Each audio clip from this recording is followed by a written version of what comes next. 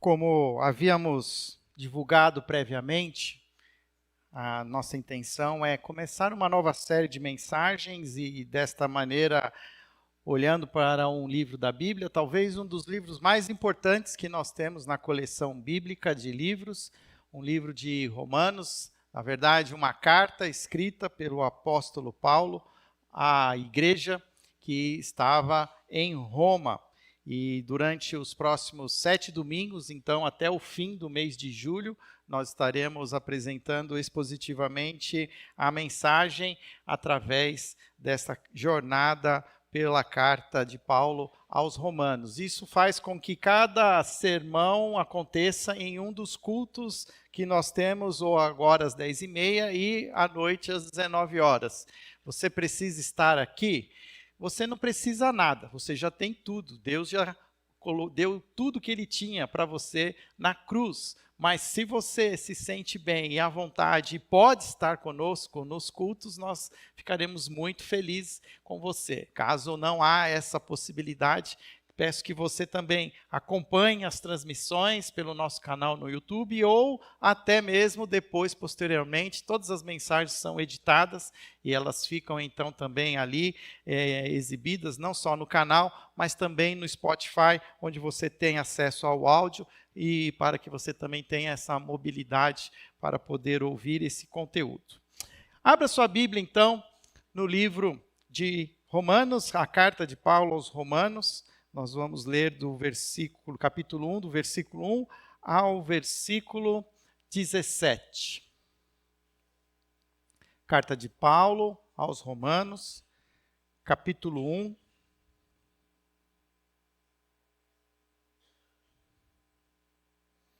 Do verso 1 ao verso 17.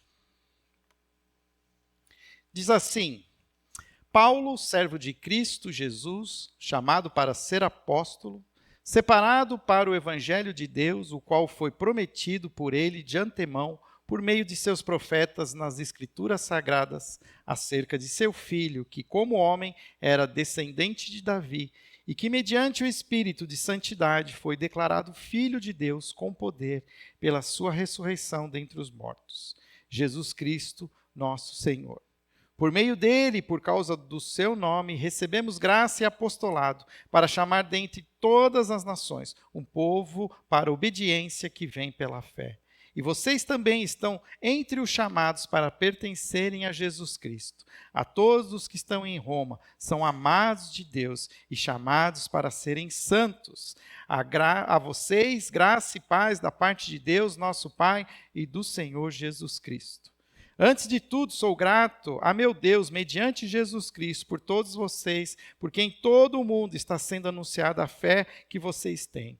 Deus, a quem sirvo de todo o coração, pregando o evangelho de seu Filho, é minha testemunha de que, como sempre, me lembro de vocês em minhas orações. E peço que agora, finalmente, pela vontade de Deus, seja-me aberto o caminho para que eu possa visitá-los. Anseio vê-los a fim de compartilhar com vocês algum dom espiritual para fortalecê-los, isto é, para que eu e vocês sejamos mutuamente encorajados pela fé.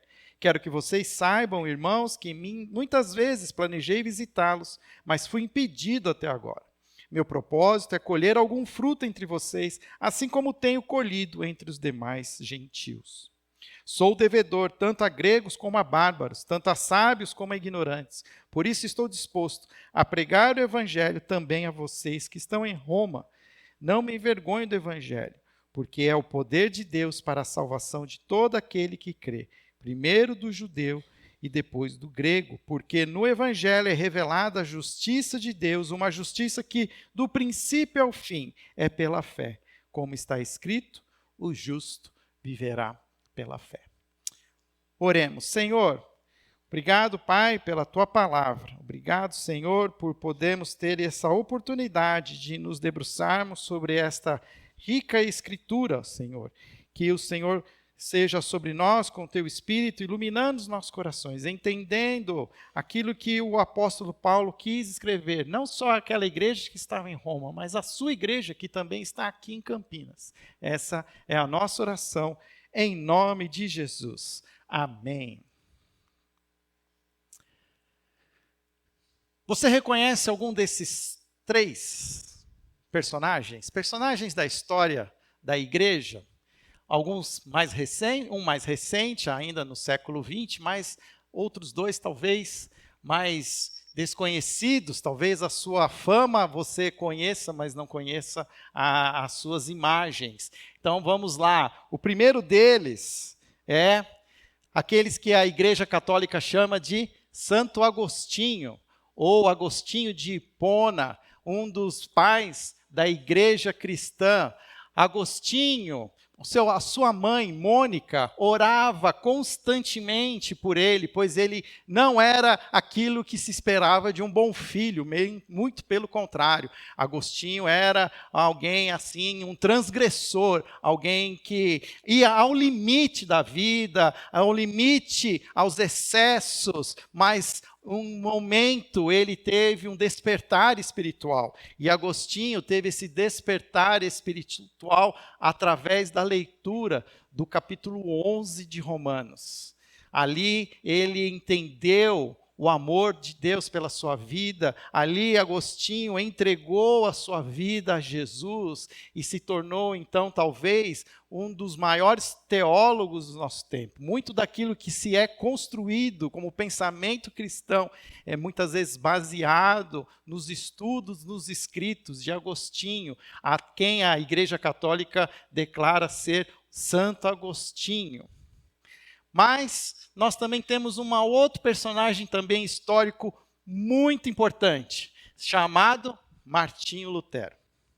Não coincidentemente, Martinho Lutero era um monge agostiniano. Antes mesmo de se entregar ao celibato e ao monastério, seu pai queria que ele fosse advogado. E uma família que havia posses investiu tudo o que podia para que Martinho Lutero se tornasse um grande advogado. Mas Martinho Lutero ele era um pouco receoso, principalmente dos fenômenos meteorológicos. E diz que um dia ele voltando para sua casa enfrentou uma grande tempestade de raios e trovões. E ele então se curvou e disse a Deus que se ele conseguisse chegar são e salvo em sua casa, ele se entregaria a vida monástica, ele dedicaria a sua vida ao Senhor, e podendo então chegar são e salvo, ele cumpre a sua promessa, confronta o seu pai, larga a faculdade de Direito e entra para o monastério. Mas até aí, Martinho Lutero ainda era apenas um monge agostiniano que seguia as instruções da igreja, mas sem ali aquela devoção, aquela vontade firmemente de entendimento. Ele fez por causa de uma promessa. Mas em um certo momento, Martinho Lutero teve acesso, já numa época, no século XV, século XVI, em que a Bíblia não era tão exposta como nos dias de hoje. Ele ia numa biblioteca, no seu mosteiro, e a Bíblia era acorrentada, porque ela não podia sair da biblioteca. Ora, vejam vocês. Mas diz que ele passava horas e horas lendo, e ele se apaixonou pela leitura da carta de Paulo aos Romanos, a ponto de ficar mais de um dia lendo, sem parar. E ali Martinho Lutero teve também um despertar espiritual. Ali começou a ter um entendimento maior das Escrituras, entendendo o que era o Evangelho e o que ele estava, de alguma maneira, ensinando, até mesmo já como um professor de teologia, não era, de fato, o Evangelho. E a partir dessa leitura confrontadora de Romanos, Martinho Lutero, depois vem a ser o agente da Reforma Protestante, trazendo 25 teses afixadas na porta da sua igreja em Wittenberg, na Alemanha, provocando a Igreja Católica para uma reforma, principalmente confrontando o dogma das indulgências, de uma salvação que era comprada pelo homem, quando o livro de Romanos era claro em dizer que a salvação era dada de graça por Deus, através do sacrifício de Jesus. Agostinho, Martinho Lutero, e Joãozinho.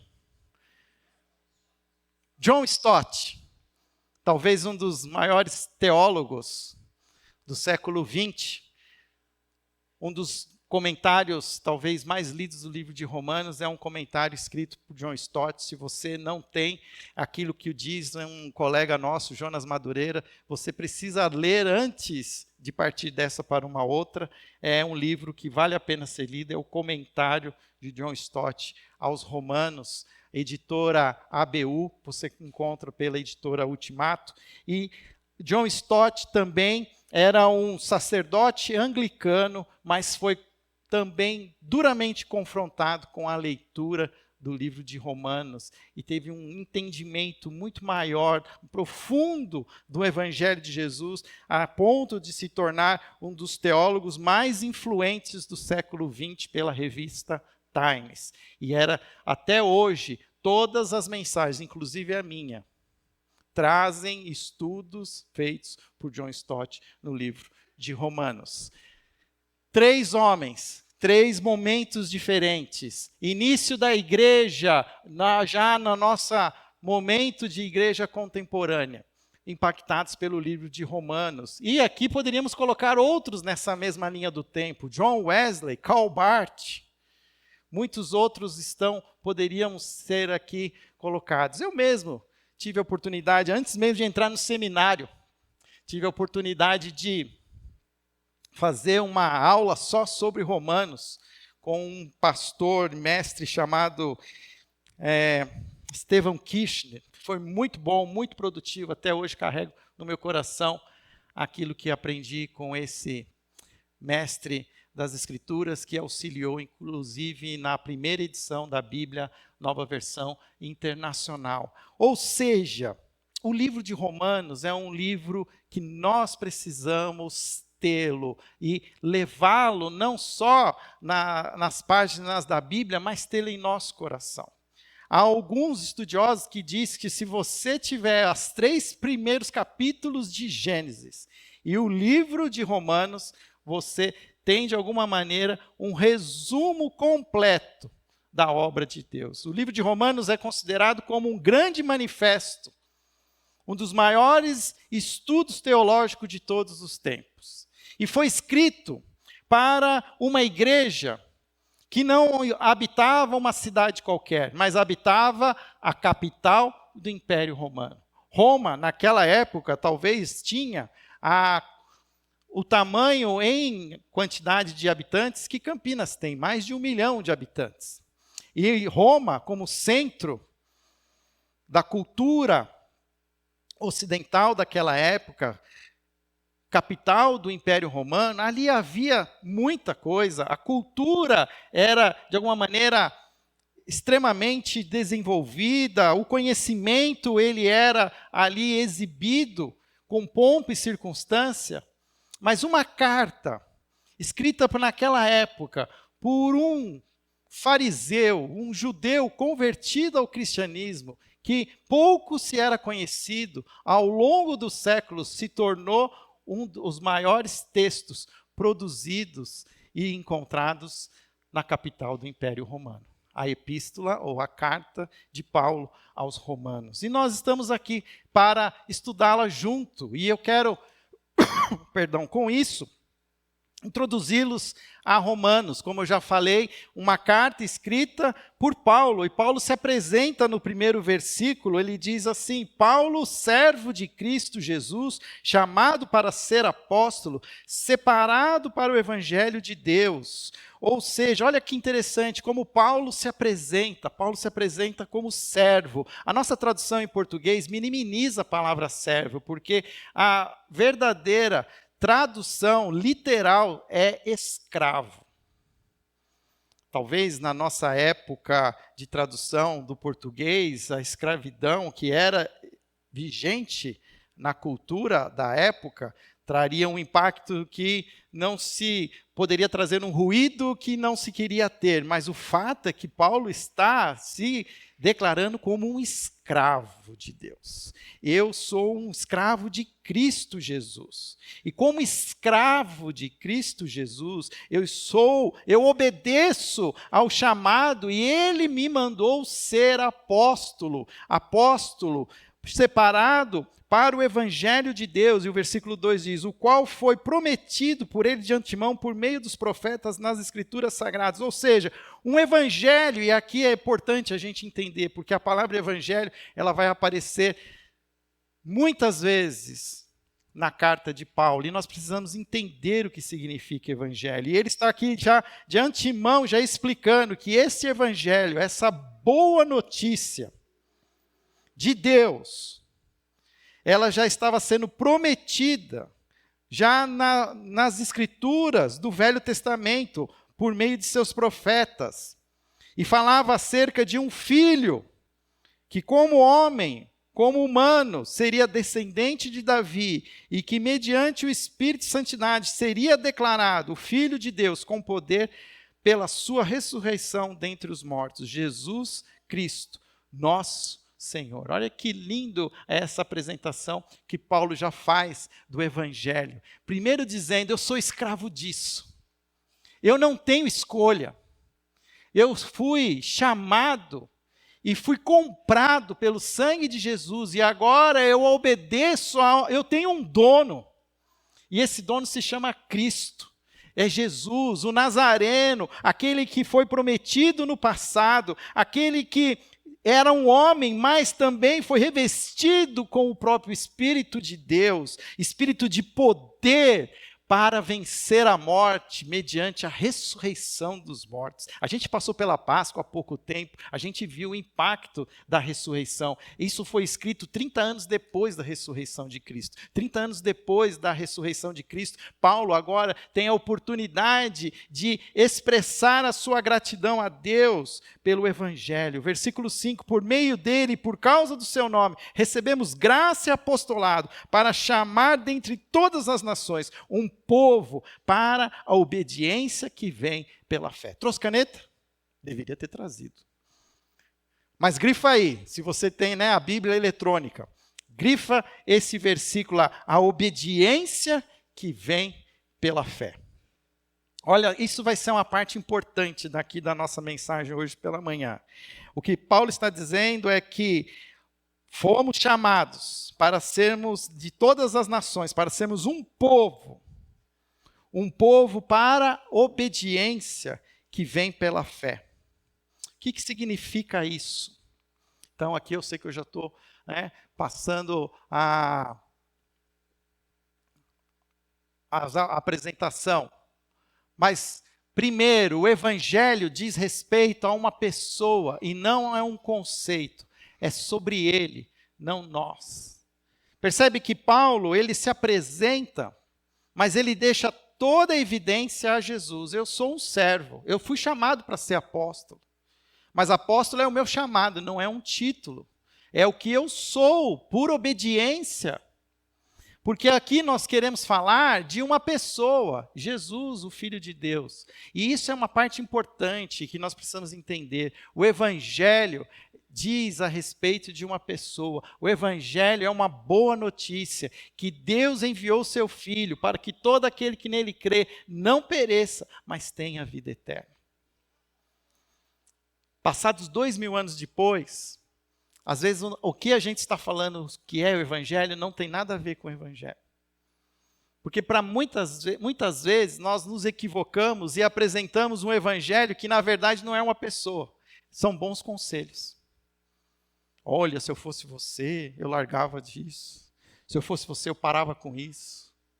Sabe? Porque tem um Deus que te ama e Ele não gosta. Você precisa... Isso é conselho. Evangelizar é contar uma boa notícia. É contar que existe um Deus que nos amou e que enviou Jesus e que Jesus pagou o preço pelo meu pecado.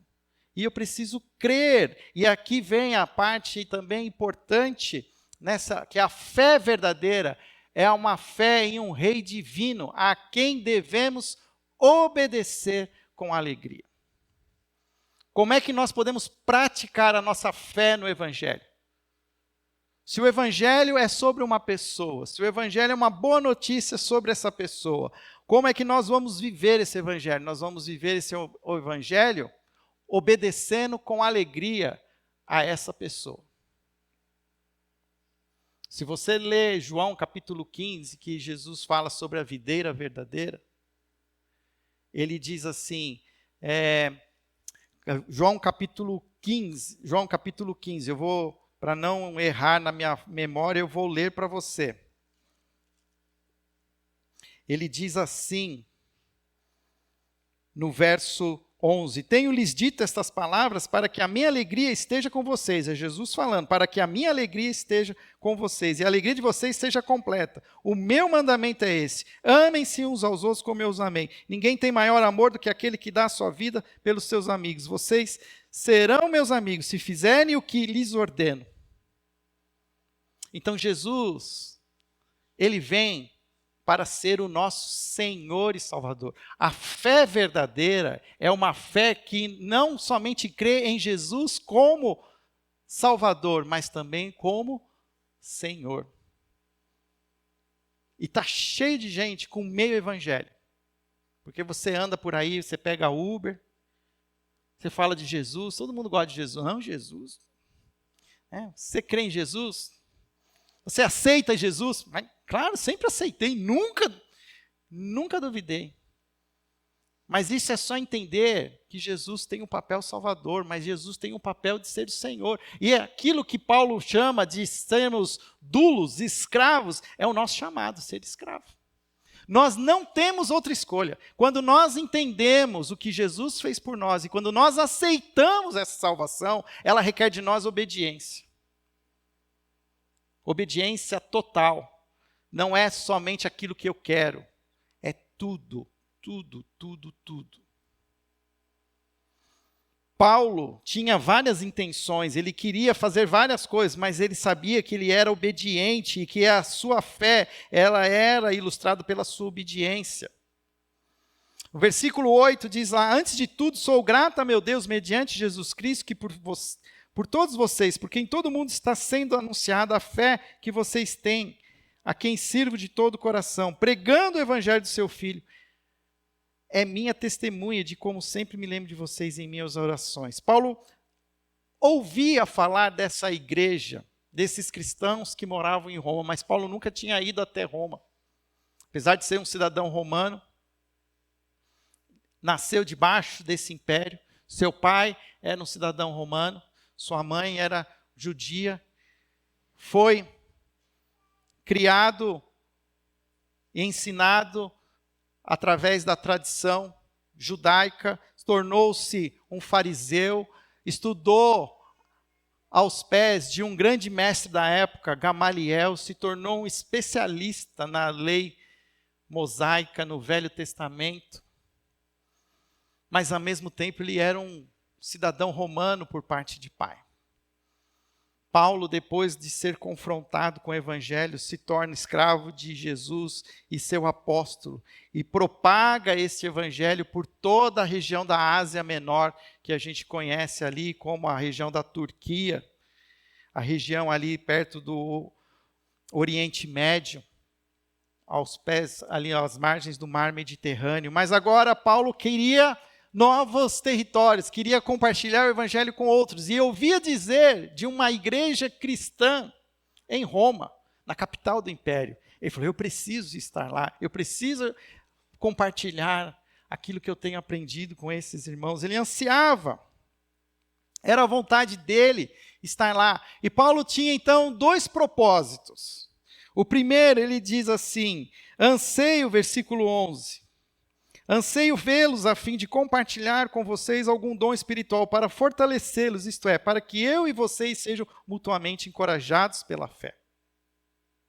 Um dos propósitos que Paulo tinha era o encorajamento. E olha que interessante, ele não fala assim, olha, eu tenho coisas aqui que eu vou ensinar a vocês, que vocês vão se tornar encorajados, mas ele fala diferente, ele não fala isso. eu fui de compartilhar com vocês algum dom espiritual para fortalecê-los e para que eu e vocês sejamos mutuamente encorajados. Por que você está aqui hoje? Você está aqui hoje para aprender um pouco mais sobre a palavra de Deus? Você está aqui hoje para conhecer essa igreja local? Você está aqui hoje porque te ensinaram que de domingo você tinha que estar na igreja? Um dos grandes propósitos dos nossos encontros aos domingos é nos encorajar uns aos outros. Fomos hoje ministrados pelas essas mulheres aqui na frente. Isso nos trouxe encorajamento, nos trouxe confiança. Através da palavra cantada, da ministração da Marli, fui ministrado quando ela fala que nós não pertencemos àquela caixa dos perdidos, mas à caixa dos achados. Aquilo eu já não precisava nem mais pregar, eu já estava ministrado no meu coração. E é isso, nós podemos ser encorajados mutuamente, não sou eu que os encorajo, nós nos encorajamos. A Marli não nos encoraja, nós nos encorajamos. E Paulo sabe disso, fala assim, talvez eu traga alguma coisa diferente, mas o fato é que eu vou ser encorajado por vocês e vocês por mim. Vamos crescer nessa comunhão, vamos fortalecer a nossa fé. Semana passada o Tiago estava aqui e ele estava falando, daquele crente SSS. Salvo, satisfeito, sentado. Aí a gente já inventou o SSSS. Salvo, satisfeito, sentado e sumido. E nós precisamos quebrar com esse ciclo. Nós precisamos nos encorajar mutuamente. E não é mandando mensagem no WhatsApp, mas é nos encontros dominicais, é nos encontros nos pequenos grupos, é onde a mão se encontra com a outra mão, o braço se encontra com o outro braço, é abraço, é sorriso, é chorar junto, cantar junto, se alegrar junto. Eu tenho ficado muito feliz, porque eu vejo nessa igreja um despertar espiritual. Eu vejo a igreja cada vez se tornando uma igreja mais viva, uma igreja que a alegria de estarmos juntos aos domingos, de podermos nos encorajar e sermos encorajados. E nunca antes na história nós fomos pessoas tão ocupadas. Essa semana, num dos fóruns que eu estava me reunindo, nós chegamos a uma conclusão de que quando eu era uma criança, os meus pais não eram tão ocupados como eu sou ocupado hoje. E não porque meu pai era pastor, muito pelo contrário, meu pai trabalhava numa empresa multinacional. Mas ele tinha tempo para ser o vice-moderador da igreja, tinha tempo para ser o tesoureiro da igreja, minha mãe tinha tempo para ser a presidente da União Feminina Missionária da época. Mas parece que hoje os nossos domingos se tornaram dias para nos preparar para a semana até. A gente até para mesmo, de fato, mas para se preparar, para fazer compra, para fazer supermercado. Estamos indo até nos médicos no domingo, porque não temos tempo mais durante a semana. Mas não abra mão de estar presente aos cultos e se encorajar. Paulo sabia disso, ele estava ansioso para encontrar com a igreja em Roma. Que possamos estar sempre ansiosos para nos encontrar com a igreja de Campinas. Mas ele também tinha um outro propósito. Ele tinha um segundo propósito, e o segundo propósito dele, eu quero que vocês saibam, versículo 13, irmãos, que muitas vezes planejei visitá-los, mas fui impedido até agora. Meu propósito é colher algum fruto entre vocês, assim como tenho colhido entre os demais gentios. O que ele quer dizer com isso? Olha, eu já queria ter ido aí, depois a gente vai entender um pouco mais, que ele tem um plano de chegar na Península Ibérica. E que ele quer passar em Roma para depois poder ir para a Espanha. Mas ele sabe que todo momento é uma oportunidade para se expressar um pouco mais, repartir esse evangelho, para evangelizar, contar. Lembra que nós falamos, evangelizar não é bom conselho, evangelizar é contar uma boa notícia, e ali colher algum fruto entre vocês, como eu tenho colhido entre os gentios, eu tenho caminhado por terras longínquas, e tenho visto o despertar espiritual que o evangelho tem promovido. E a partir do versículo 14, vem aqui talvez um dos textos mais contundentes e mais fortes. E o versículo, eu já vou aqui já adiantar, o versículo 17 se torna o versículo que é o resumo de toda a carta de Paulo aos Romanos. Está com a sua caneta aí agora? Você já arrumou? Grifa o versículo 17. Porque se você esquecer de tudo que Romanos fala, você só precisa ler o que está escrito em Romanos, versículo 17. É o resumo de tudo que a gente vai aprender aqui hoje. E ele fala assim, primeiro, sou devedor tanto a gregos como a bárbaros, tanto a sábios como a ignorantes. Por isso estou disposto a pregar o evangelho também a vocês que estão em Roma. Ou seja, o que ele está dizendo? A mensagem do evangelho é o poder de Deus em forma verbal. Não me envergonhe do evangelho, porque é o poder de Deus para a salvação de todo aquele que crê, primeiro do judeu, depois do grego. Porque no evangelho é revelada a justiça de Deus, uma justiça que do princípio ao fim é pela fé, como está escrito, o justo viverá pela fé. Paulo se sentia devedor. E aqui hoje a gente fala, eu ouvi várias mensagens, e todo mundo repete a mesma ilustração, criada por John Stott. Porque ele diz que você pode ser devedor de duas maneiras. Eu posso pedir R$500 para o Silvio, e até que eu não pague esses R$500, eu sou devedor ao Silvio. Mas o devedor que aqui está sendo apresentado não é esse devedor que fica devendo algo que precisa devolver. Mas é uma diferença em que o Silvio me dá os R$500, mas ele diz assim, esses R$500 você vai levar para a igreja, e vai colocar lá no gasofilácio para missões. Então eu sou o portador. Então agora eu estou devendo para o Silvio, mas eu também devo para a igreja, porque até que eu não complete a minha missão, eu estou devendo essa missão que me foi dada. É isso que Paulo está dizendo. Eu sou um devedor. A mim foi dado o privilégio de ser esse apóstolo do evangelho. Deus me deu isso. Mas não para que eu me regozijasse, me alegrasse, mas que eu repartisse. E até que eu não consiga repartir com todos, e o meu desejo é repartir até com os que estão na Espanha, eu vou me sentir devedor. Será que nós terminamos os nossos dias e deveríamos estar nos fazendo aquele inventário diário, né, dos nossos dias? Né? Hoje eu encontrei com o grupo da conexão da classe de novos membros, e eu perguntei, como é que foi a semana de vocês? Fazendo um breve inventário mental, e aí, tudo bem. E eu ainda falei, minha semana, graças a Deus, ela terminou, né? Mas não foi uma semana difícil, até, eu falei, né? Matei um leão por dia, e aí o Douglas completou, matava o leão do dia e ainda amarrava o próximo para o dia seguinte. Mas será que nesse inventário que a gente faz, nós incluímos essa dívida que, de fato, temos de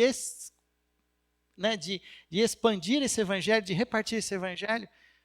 As pessoas com quem eu estive, com quem eu caminhei, com quem eu tive a oportunidade de trocar alguma coisa de fala, eu pude apresentar o evangelho? Será que nós temos essa mesma devoção de Paulo, que se sentia devedor, e ele se sentia devedor a todos, aos gregos, que eram os instruídos, mas ele também sentia-se devedor aos bárbaros, que eram naquela época conhecidos como os não instruídos, aos sábios como os ignorantes. Porque ele diz no versículo 15, estou disposto a pregar esse evangelho também a vocês que estão em Roma. Eu quero que vocês entendam de fato o que significa. E ao mesmo tempo que ele se sente devedor, ele também não se sente envergonhado do evangelho. Porque o evangelho pode ser uma vergonha. Não sei se você parou para pensar nisso. Mas o evangelho nos ofende. Porque o evangelho, e depois nós vamos continuar lendo aqui as próximas capítulos, vai dizer que todos os pecados instituídos estão da glória de Deus. Não tem o que você faça. Você é um pecador. Você pode ser o melhor religioso, você pode ser um seguidor de Madre Teresa de Calcutá. Você continua um pecador. O evangelho nos ofende. Você parou para pensar nisso? Que não tem o que eu faça e eu continuo devendo. Não tem o que eu faça, eu sou capaz de acrescentar algo. Mas aí que Paulo fala assim, mas isso não me envergonha, me ofende. Porque eu era um fariseu, sabedor das escrituras, sabia de cor os 5 primeiros livros da Bíblia. Fui criado, fui instruído aos pés de Gamaliel, o PhD da época. Mas o evangelho me ofendeu.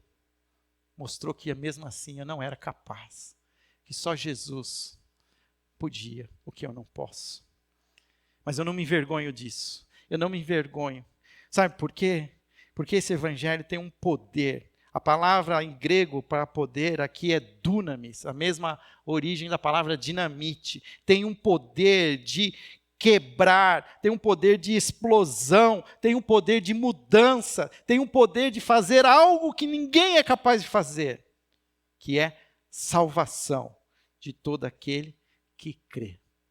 E de novo é uma ofensa, porque você não precisa fazer nada, você precisa apenas crer. Crê no Senhor Jesus Cristo e será salvo. Crê, se com a sua boca confessar que Jesus é o seu Senhor e Salvador, será salvo. A mensagem do Evangelho é esse poder de forma verbal. É preciso crer e dizer sim. Sim para Jesus. E ele continua. Tanto os imorais quanto os morais rejeitam o Evangelho quando tentam ser seus próprios salvadores. E ele diz lá, porque o Evangelho é revelado a justiça de Deus. Uma justiça que do princípio ao fim é pela fé, como está escrito, o justo viverá pela fé. Não tem outro jeito. Não importa, e aqui ele fala primeiro do judeu, mas por que ele fala primeiro do judeu? Porque foi primeiro revelado ao judeu. Jesus era um judeu. Jesus primeiro expôs o seu evangelho aos judeus, mas agora, nessa época neotestamentária, também estava sendo exposto não só aos gregos, mas aos romanos, a todos os povos, confrontando a nossa própria tentativa de sermos nossos próprios salvadores. E o fato, queridos, é que parece que a história continua se repetindo. Parece que nós tentamos nos salvar de 2 maneiras diferentes, mas as 2 maneiras são equivocadas. Ou nós chutamos o balde e deixamos a vida nos levar, e vida leva eu, e creio que lá no final tudo vai dar certo, porque se não deu certo ainda, porque não chegou no final, porque é um passo de fé. Verdade ou mentira? Você não tem garantia nenhuma, mas você faz uma aposta. Não. No final tudo vai dar certo, eu sou uma boa pessoa, eu amo. Eu fui uma boa pessoa, eu ajudei. Tinha umas pessoas que não mereciam, mas a maioria merecia, eu ajudei. Então Deus não vai me deixar na mão, porque eu mereço. Agora tem um outro caminho. Se tem uns lá que são os relativistas, deixa a vida me levar. Tem outro pessoal que fala assim, não, precisamos fazer todas as coisas que nos foram ensinadas, tintim por tintim. E quando eu obedeço, quando eu não saio do quadrado, mas eu fico ali dentro lá do meu quadrado, faço tudo, Deus se alegra de mim, e é lógico que Ele vai me salvar. Moralistas. Porque no fundo estão confiando no seu taco. Estão confiando que são capazes de seguir todas as instruções. E por mais absurdo que se pareça, ainda ficam extremamente irados, porque eles acham que as coisas têm que funcionar como eles acham que devia. E se não funciona como eles acham, eles ficam irados. E se iram com Deus, religiosos, se iram com Jesus. Quando o evangelho não é nenhum nem outro. O evangelho é uma afronta para as nossas tentativas de sermos os nossos próprios salvadores, porque revela uma justiça. E aqui começa aqui, por isso que esse é o título que eu estou dando para a nossa série de mensagens. Justiça salvadora. Justiça. Deus é um Deus justo. E um dos seus papéis é promover a justiça. E a justiça que é revelada por Deus é uma justiça que do princípio ao fim é pela fé. Como está escrito, o justo viverá pela fé. E aqui, brilhantemente, Paulo resgata um texto de Abacuque, que é conhecido por mim como o primeiro outdoor do Velho Testamento. Porque Abacuque também estava frustrado, estava achando que as coisas estavam sendo injustas, que não era... Como é que pode uma coisa dessa? Como é que Israel pode sofrer tanto sendo um povo escolhido? Como é que essas coisas podem acontecer para aqueles que eram prometido tudo e agora não tem nada? Aí Deus se revela a Abacuque e fala assim, você sobe no alto de um monte, escreve numa pedra bem grande, que seja suficiente para alguém passando de carruagem consiga ler. O que é isso? É um outdoor. E o que você vai escrever? O justo viverá pela fé. E se você estava aqui quando eu comecei esse culto, a fé que a gente está falando aqui, ela pode ser traduzida por uma outra palavra em português, confiança. Confiança. Mesmo que a videira não floresça. E como é que continua o versículo? Eu irei no Senhor. Eu confiarei. Eu confiarei. A justiça. Às vezes a gente que segue a Cristo, né, e faz todas as coisas, pastor batista, paga o dízimo, dá tudo errado. Aí eu falo, vou deixar de ser crente, esse negócio não vai, mano. Vou ser coach. Quem sabe ainda consigo me candidatar a prefeito de Campinas. Né? Mas eu não tenho escolha, eu sou um escravo. Eu fui comprado por Jesus. E Ele me deu uma ordem. Pastorei as minhas ovelhas. Confie em mim. Confie em mim. Para de querer ser... Né? Olha, maldito senso de justiça que nós temos. Porque a gente quer separar o joio do trigo antes da hora. E aí aqui a palavra o Evangelho diz, o justo viverá pela fé. Confie. Confie. Obedeça. Olha lá, lembra da fé? Uma fé obediente? Obedeça e confie. Quem é o pai da fé que a gente vê no Velho Testamento? Abraão. Vocês sabem da história de Abraão, né? Levou Isaac. Confie. Confie. Para terminar, a gente pode montar um quebra-cabeça com esses 4 versículos, do 14 até o 17. Primeiro, Paulo, não está aparecendo? Aqui o meu está ali. Paulo tinha um propósito, visitar Roma para compartilhar o Evangelho. Isso é a primeira peça do quebra-cabeça. A segunda peça, porque ele não se envergonhava desse evangelho, mas muito pelo contrário, ele se sentia devedor e ele precisava ir para Roma, continuar compartilhando esse evangelho, porque ele tinha uma clareza que esse evangelho é o poder de Deus. Por que ele escreve essa carta? Porque ele quer visitar Roma e compartilhar o evangelho. Porque o evangelho, ele não se envergonha desse evangelho, mas ele é devedor. Por quê? Porque o evangelho é poder de Deus. E por quê? Porque Deus revelou no evangelho a sua justiça.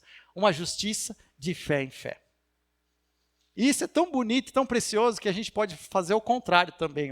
Porque ele crê que Deus revelou um evangelho que é de fé em fé, ele crê que esse evangelho tem poder. E porque ele tem poder, ele se sente envergonhado e ao mesmo tempo devedor. E por isso ele quer visitar Roma e compartilhar com Roma esse evangelho. Amém? E aí, será que a gente consegue chegar nessa mesma conclusão? Isso é brilhante. Esse aí é o nosso desafio. É o nosso desafio. A quem nós queremos compartilhar o evangelho? Nós estamos convictos que somos devedores desse evangelho. Nós temos essa experiência com o evangelho. O evangelho tem sido poderoso nas nossas vidas e mudado a direção da nossa vida. E nós temos experimentado essa confiança.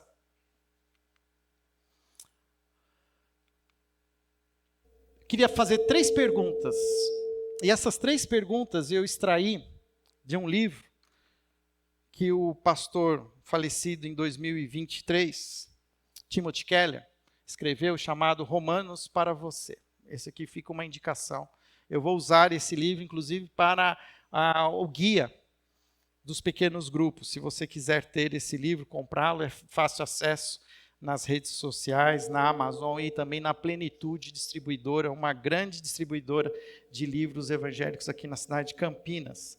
3 perguntas que eu coloquei lá. A primeira delas: o que está faltando no evangelho em que você crê, se você subestima ou se você esquece de que o Filho de Deus é Jesus, Salvador, o Senhor? Será que falta alguma coisa no evangelho? Talvez você entende que Jesus é o seu Senhor, é Salvador, mas você está entendendo o senhorio de Jesus? Você continua brigando com Jesus, querendo fazer do seu jeito? Em que você crê? Será que você subestima? Ou se esquece? Até ele é generoso, né? Porque ele fala, você esqueceu, né? Que o Filho de Deus é Jesus, e Ele é Salvador e é Senhor. Segunda pergunta: você consegue enxergar a obediência que provém da fé em sua própria vida? Olhando para o que você faz hoje, você tem convicção de que você está obedecendo porque você confia em Jesus e não necessariamente porque Jesus está te dando o que você precisa? Essa é a grande crítica que a gente faz a esse movimento, principalmente neopentecostal, dessa teologia da prosperidade. Porque traz um evangelho com garantias que nunca foram expostas no texto bíblico. E a terceira pergunta: pense um pecado contra o qual você luta. Em que sentido você está rejeitando o evangelho ao pecar desse modo? Como crer que o evangelho transforma a próxima luta que você vai enfrentar? Ou a gente entende que esse evangelho tem poder para nos mudar, ou o nosso evangelho é pequeno demais. Eu sei que a nossa carne é grande demais. E as experiências, elas são únicas. Alguns são impactados de tal maneira com o evangelho que tem transformações genuínas e maravilhosas. Mas o fato é que existem alguns de nós que continuamos carregando pecados, espinhos na carne. São lutas que nós temos todos os dias. Mas que quando nós somos confrontados, eu preciso me lembrar de quem eu sou. Que eu sou um filho de Deus, salvo em Cristo Jesus. E que o pecado não tem mais poder sobre a minha vida. Porque o evangelho tem poder para me salvar e me curar. Nem que eu tenha que fazer isso todo dia, 24 horas por dia. Nem que eu tenha que fazer isso de manhã, de tarde e de noite. Por que Daniel orava 3 vezes ao dia? Porque ele morava na Babilônia. Um antro de imoralidade, de violência, de perseguição, de idolatria. E ele sabia que se ele não se rendesse 3 vezes ao dia, o pecado era mais forte.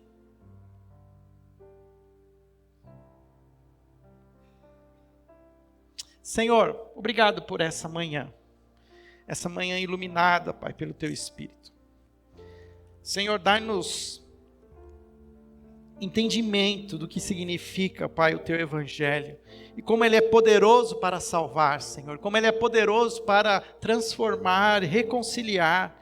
Ó Deus, ajuda-nos a entender essa experiência tão magnífica descrita por Paulo, que possamos levá-la para as nossas vidas, para as nossas rotinas, Senhor, para os nossos desafios domésticos, para os nossos casamentos, para os nossos relacionamentos, para os nossos negócios. Ó Deus, tem misericórdia de nós.